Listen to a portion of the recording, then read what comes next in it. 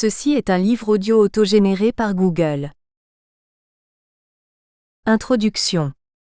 Limon a défini la bonne gouvernance comme le besoin pour le gouvernement de poursuivre son rôle de gérer efficacement et effectivement les institutions gouvernementales, les ressources humaines et l'appareil financier afin d'accomplir les objectifs d'un État centré ou les objectifs d'une société centrée, ou l'ensemble de ces deux objectifs.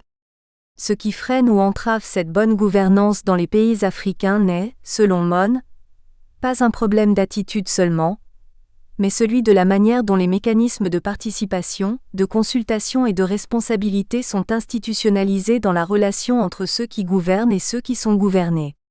À ce niveau, le principal défi concerne le degré auquel les structures institutionnelles et organisationnelles existent pour faciliter une bonne et démocratique gouvernance en termes de relations entre société et État. Pour relever ce principal défi, Mon pense qu'il faut réinventer le secteur public.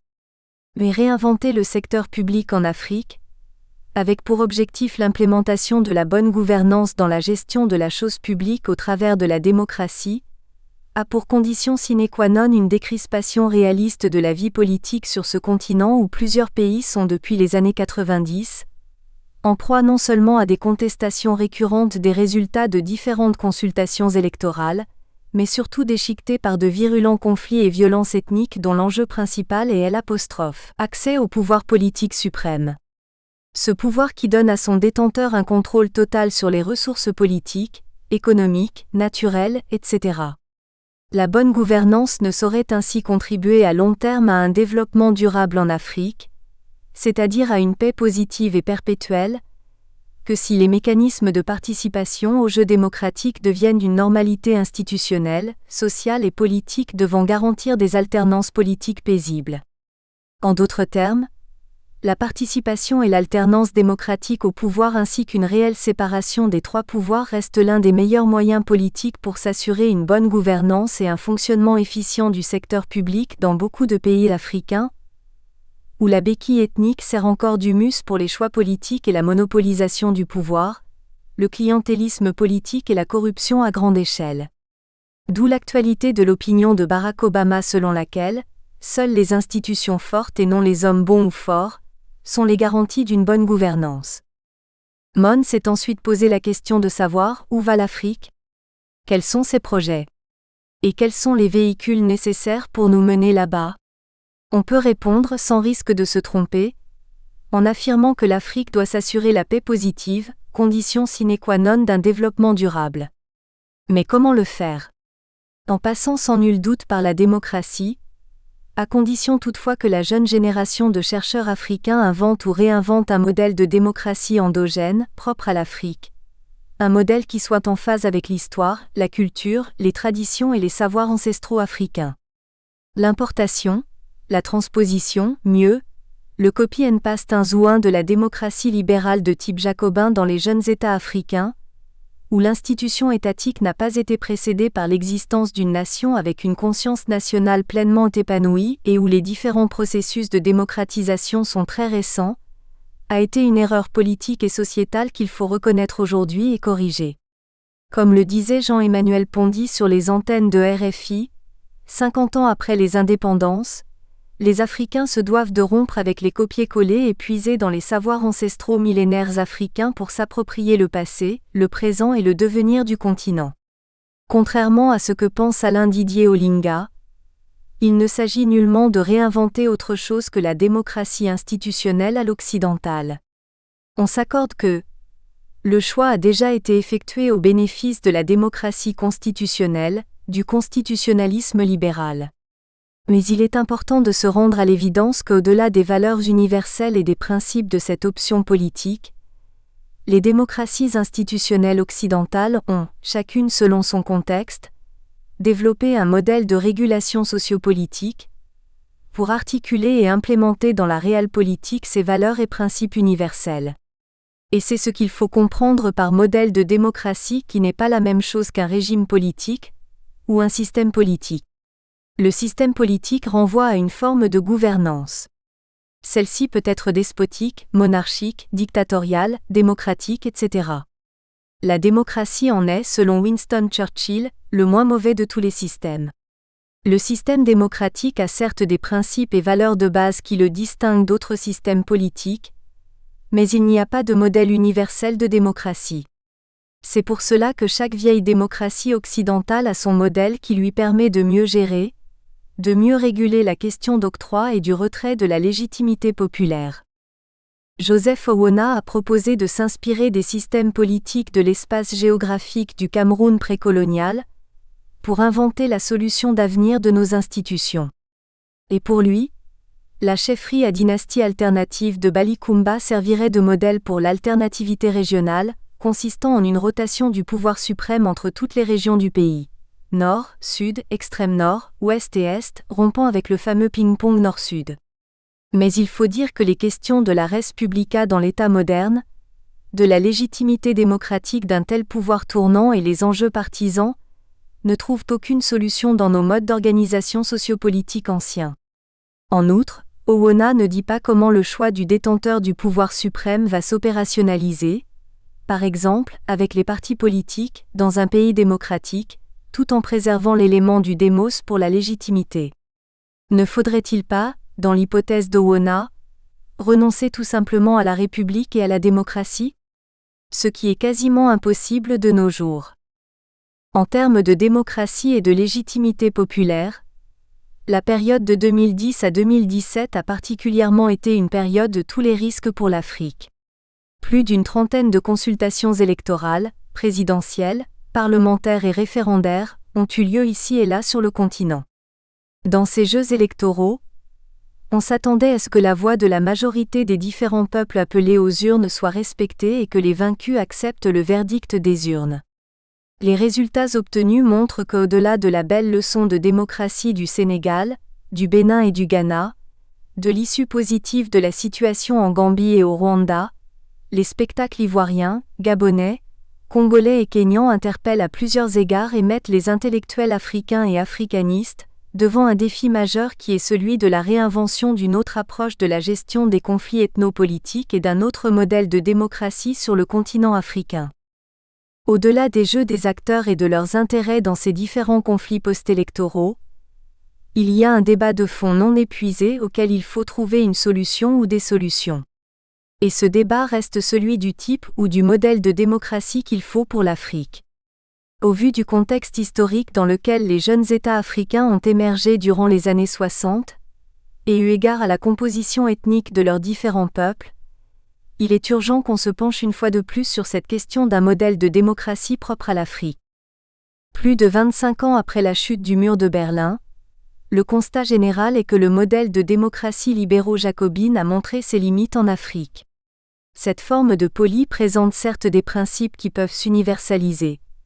Le respect des différentes libertés, le suffrage universel, la séparation des pouvoirs, mais au regard des trajectoires historiques et culturelles des différentes démocraties, elle présente dans l'histoire de sa formulation et surtout de son implémentation depuis ses fonds baptismaux dans la Grèce antique et plus récemment dans la Révolution française de 1789, plusieurs modèles qui tiennent compte des circonstances et des contextes historiques et culturels de son introduction comme mode de régulation du jeu politique dans un État donné. On a pensé presque unanimement que la démocratie libérale, avec son principe de liberté individuelle de candidature au suffrage du peuple, est le gage de la bonne gouvernance et du leadership responsable à la tête des États africains.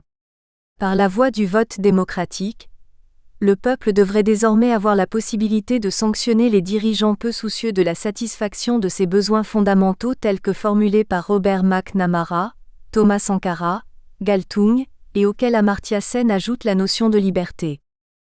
Le deuxième constat qui s'impose est que les 15 premières années du XXIe siècle vont entrer dans l'histoire du continent africain non seulement comme une autre période perdue de développement, eu égard aux résultats mitigés des MDG, mais aussi comme une période cruciale de l'histoire politico-militaire du continent, avec de nouvelles formes de guerre dites asymétriques et cybernétiques et leurs conséquences que sont, entre autres, les interventions militaires internationales sur le continent.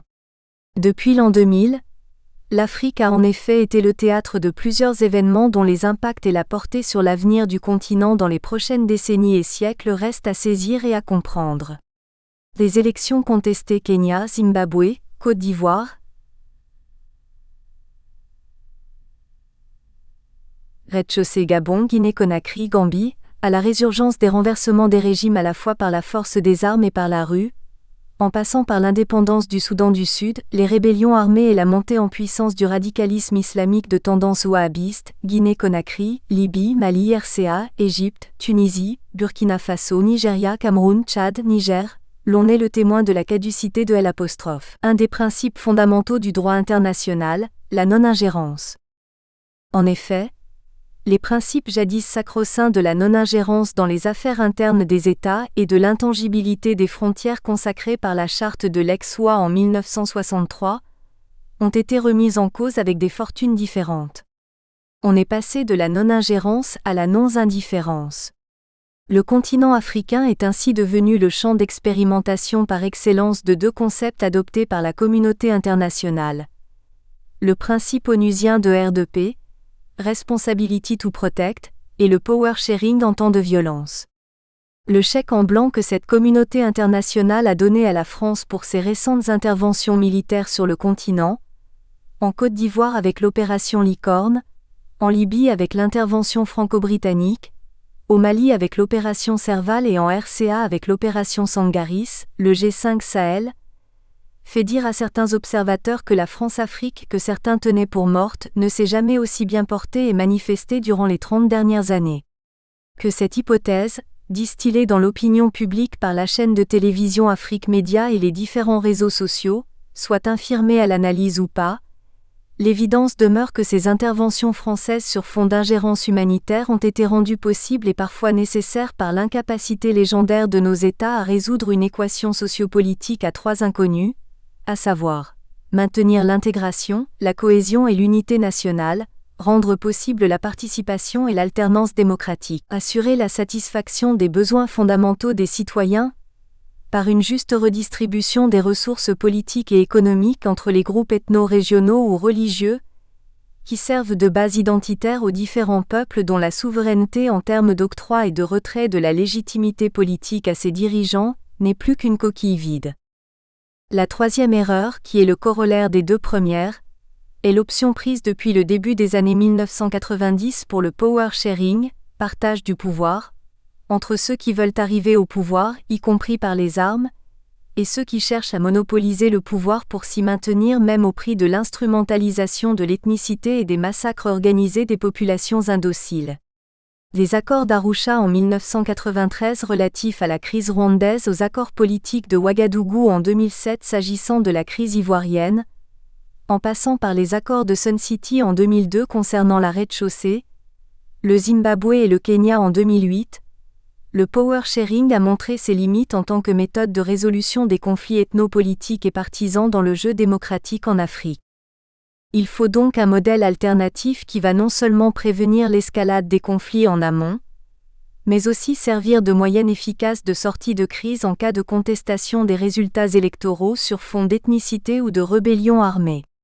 C'est dans cet esprit que depuis 2006, nous essayons de construire un arsenal théorique autour de ce que nous avons appelé à l'époque « Demokratische Rotation Prinzip », publié alors en allemand. Nous avons pensé, au vu des impasses politiques post-électorales vécues sur le continent, et édifiées par les effets positifs de l'application minimaliste de la rotation au sein de certaines organisations internationales, dans les îles Comores, au niveau du parti au pouvoir au Nigeria, et au sein de certaines églises protestantes au Cameroun et en rez-de-chaussée, qu'il serait fructueux de relancer le débat par cet essai politique sur cette problématique en soumettant à L'. Appréciation du monde intellectuel et politique francophone, le modèle de la démocratie rotative. Ce modèle transitoire intègre à la fois les réalités socio-culturelles et historiques des sociétés africaines dans le jeu démocratique et évite, sur le plan théorique, d'enfermer la gestion des conflits africains dans des calculs contre-productifs de partage du gâteau national que préconise le power sharing. Avant d'arriver à la présentation des contours théoriques et conceptuels de ce modèle, il convient de rendre scientifiquement opérationnels les concepts d'ethnie et de nation, tout en faisant ressortir les liens qu'ils ont avec les concepts connexes de clan, de tribu, de communauté, de peuple et de race. Il s'agit de planter la base épistémologique de la démocratie rotative, pour enfin baliser les instruments pratiques de son implémentation. Ensuite, il sera question de procéder à une lecture critique de la démocratie libérale à l'occidentale et du power sharing, en dégageant les limites de leur transplantation dans le contexte africain où on a affaire à des sociétés plurielles. Nous allons enfin procéder à la présentation conceptuelle de la démocratie rotative, en analysant quelques cas d'études pour illustrer son implémentation, le Rwanda, le Burundi, les USA et l'Afrique du Sud. À ce sujet, la Côte d'Ivoire et le Cameroun font l'objet de plus de détails.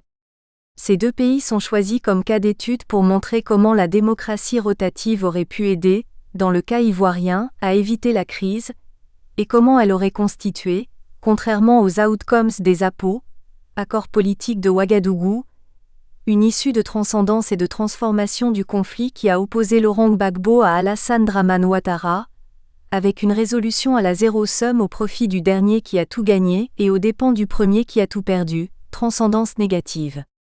Le cas du Cameroun est également intéressant, non pas parce que ce pays n'est plus un havre de paix depuis les cruelles attaques de la nébuleuse secte Boko Haram en 2013 et la résurgence du problème anglophone en 2016, sur fond de remise en cause de la forme actuelle de l'État et de revendications sécessionnistes, mais parce qu'il faut anticiper sur ce qui s'est passé non seulement en Côte d'Ivoire et en rez-de-chaussée, mais aussi au Kenya et au Zimbabwe. Le Cameroun passait pour être un exemple de stabilité politique, de cohésion, de dialogue œcuménique et interreligieux et était de ce fait pour Galtung, un message, un very positive message. Ce pays est paradoxalement devenu une sorte de cocotte minute, avec l'escalade de micro, méso, macro et méga conflits en violence sur la base des clivages identitaires et ethno-régionaux construits ou innés, mais hautement instrumentalisés sur fond de clientélisme sociopolitique à l'heure de la démocratie constitutionnelle. Première partie, de la tribu-ethnie à l'État-nation au XXIe siècle. Il est question dans cette première partie, d'apporter une clarification conceptuelle de ce qu'on entendrait par ethnie-ethnicité, nation-État, et d'établir la différenciation catégorielle qui existe par rapport au concept de tribu-clan, de communauté, de peuple et de race afin d'actualiser leur compréhension au XXIe siècle et de rendre les concepts centraux d'ethnie et de nation scientifiquement opérationnels dans le mécanisme politique de la démocratie rotative au sein d'un État donné. Ethnie et ethnicité. D'après le sociologue allemand Max Weber, le concept d'ethnie et ses dérivés ne devraient pas faire partie du vocabulaire scientifique. Ils sont pour lui tellement vagues et imprécis qu'ils ne sont pas indiqués pour un usage scientifique. Cette posture de Weber peut se comprendre dans le contexte historique du XIXe et du début du XXe siècle. Mais, au début des années 1990, on constate que les mises en garde de Weber sont restées lettres mortes. Le vague et imprécis concept d'ethnie s'est confortablement établi non seulement en politique, mais surtout dans toutes les disciplines des sciences sociales et humaines. Ne pas s'intéresser de plus près à ce concept serait de nos jours un aveu d'échec de la part des sciences sociales et humaines, face à un phénomène qui, d'Afrique en Europe, d'Asie aux Amériques, est à l'origine des épurations ethniques, des génocides et qui a mis plusieurs États au bord de l'implosion et d'une désintégration sociale et politique. Il faut donc s'y intéresser sous toutes les perspectives. Pour cela, il est important de revisiter les différentes approches théoriques de ce concept développées par les sciences sociales et humaines pour mieux appréhender ce phénomène. Il est donc nécessaire de reconstruire les différents discours scientifiques et politiques sur l'ethnie et l'ethnicité, le processus de leur établissement dans le monde de la science afin d'en faire ressortir toutes les différentes approches définitionnelles formulées, et de voir ce qui les différencie des catégories connexes comme le clan, la tribu, la communauté, le peuple, la race, la nation et l'État. Ethnicité, discours et entrée dans les sciences sociales. Un regard historique du discours scientifique sur les concepts ethnie-ethnicité montre que le chemin parcouru par ces concepts, pour s'établir dans les sciences sociales et en politique, est intimement lié à l'histoire des relations entre les Européens et les autres peuples. Les conquêtes coloniales de l'Europe sont allées de pair avec l'éveil d'un intérêt particulier pour les recherches européennes, visant à mieux connaître et comprendre les peuples non-européens, leur culture et leurs traditions. C'est ainsi que va se développer peu à peu, dans les universités occidentales, une nouvelle discipline scientifique appelée ethnologie. Cette discipline, dont la pseudo-scientificité a été largement démontrée par Théophile Obenga, s'était donné comme objet central de recherche l'étude des peuples non-occidentaux, leurs habitus, leurs organisations sociales, leurs us et coutumes, leur manière de vivre avec la nature, de manger, de faire l'amour. Ce que, en Angleterre, on désignait par social anthropology était connu aux USA sous le concept de cultural anthropology, et dans l'espace germanophone sous le vocable de Völkerkunde. Si l'anthropologie s'occupait de l'homme en général et principalement de l'homme dans les sociétés occidentales, l'ethnologie, en tant qu'une sous-branche de l'anthropologie, se voulait être une science qui devait permettre aux colons d'appréhender de manière systématique la culture et les structures sociales des peuples primitifs colonisés et dominés. Jusqu'à la fin du XIXe siècle, ethnologie signifiait, dans la langue de Shakespeare, étude des races. En 1895, l'encyclopédie Ethnology divisait encore la population mondiale en 4 groupes primaires: l'Homo ethiophicus, Mongolicus, Americanus et l'Homo caucasius. Chapman voit ainsi dans les dérivés du mot ethnie tous les terms relate to the discourse built around the idea of race, for which ethnos has been no more than a redundant synonym. Ethnology was the study of race. C'est vers le milieu du XXe siècle que des groupes de peuples seront qualifiés d'ethnie, indifféremment de la couleur de leur peau. Sur le continent africain, les anthropologues et ethnologues européens vont, en coopération avec les maîtres coloniaux, classifier les peuples colonisés dans des groupes ethniques intangibles, leur coller des identités tout en créant des noms là où il en manquait. Ceci se faisait dans l'unique but de mieux les contrôler, les dominer et les assujettir. Cette stratégie va se poursuivre jusque dans les États africains modernes. Il faut tout de même noter qu'au début de l'expansion coloniale, les populations colonisées étaient d'abord appelées peuples ou nations.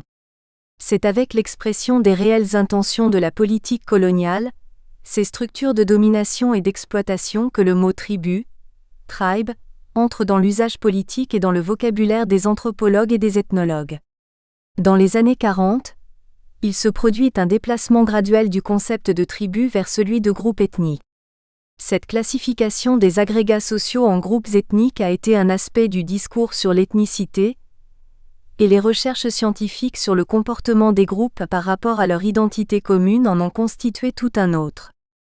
Après l'anthropologie, c'est au tour de la sociologie d'introduire le concept de groupe ethnique et d'ethnicité dans son vocabulaire. Le concept est utilisé en anthropologie pour désigner les groupes étrangers hors d'Europe.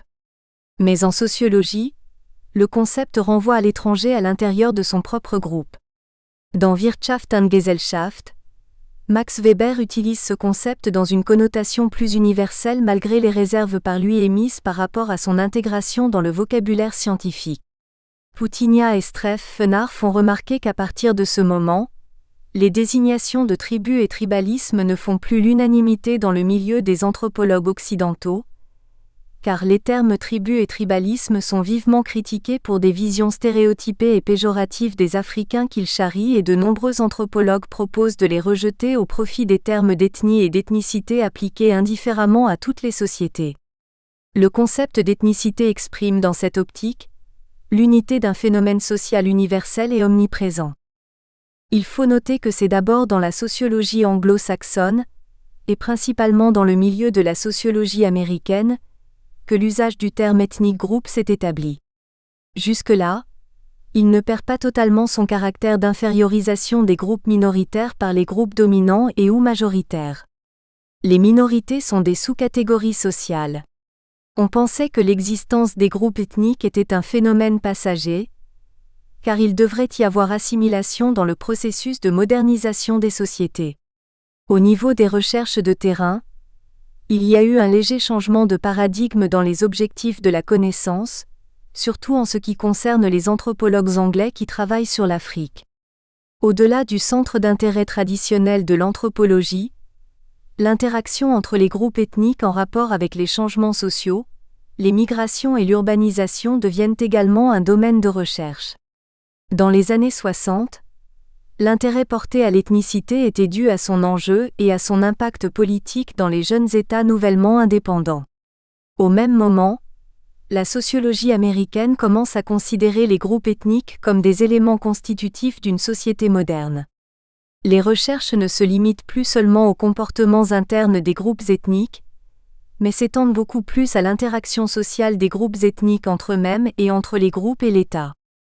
C'est ainsi que l'intérêt politique de l'ethnicité prend une place prépondérante dans la recherche.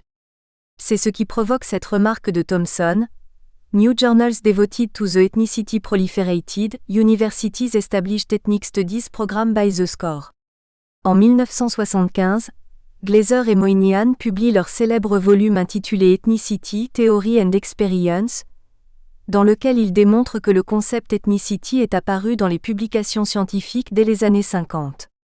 Dans le même volume, ont été publiées des analyses ethnologiques sur les sociétés aussi bien occidentales, russes, chinoises que celles du tiers-monde. C'est ainsi que le concept est devenu un phénomène universellement observable dans toute société humaine, et non plus seulement dans les sociétés soumises à l'esclavage et vaincues dans les luttes impérialistes. L'accent est désormais mis sur le caractère conflictuel de l'interaction sociale entre les groupes ethniques sur fond de clichés négatifs d'une part, et entre les groupes ethniques et l'État en ce qui concerne la lutte pour le contrôle du pouvoir politique d'autre part. C'est pour cela que le phénomène ne saurait être abordé que dans une perspective interdisciplinaire. Ainsi, le laisser au seul domaine de l'anthropologie et de la sociologie ferait perdre de vue les enjeux, les impacts et les implications politiques de la problématique de l'ethnicité. Dans l'anthropologie allemande, le concept a eu un impact sur les recherches dans les années 60. L'ethnologue Wilhelm Mühlmann voit l'émergence des groupes ethniques dans les contradictions qui naissent des rencontres et du mélange de différentes races humaines. En République fédérale d'Allemagne, RFA, comme aux États-Unis d'Amérique, USA, et en Angleterre, le concept de minorité ethnique a été utilisé pour désigner les groupes de population issus de la migration. C'est ainsi que 36 groupes de migrants furent qualifiés d'ethnie dans un registre des services d'émigration en Allemagne.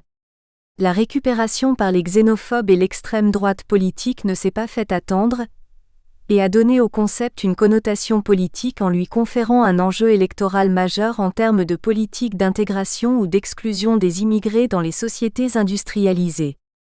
En France, il faudra attendre les années 70 et 80 pour que le concept entre dans le milieu académique et en politique.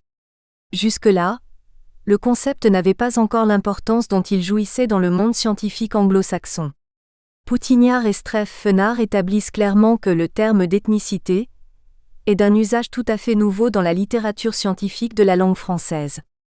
Bien qu'il ait été introduit dans le milieu académique français dès 1981, il est resté pratiquement inusité jusqu'ici dans le vocabulaire sociologique ou ethnologique. Le domaine interethnique a longtemps représenté la zone d'ombre de l'anthropologie française.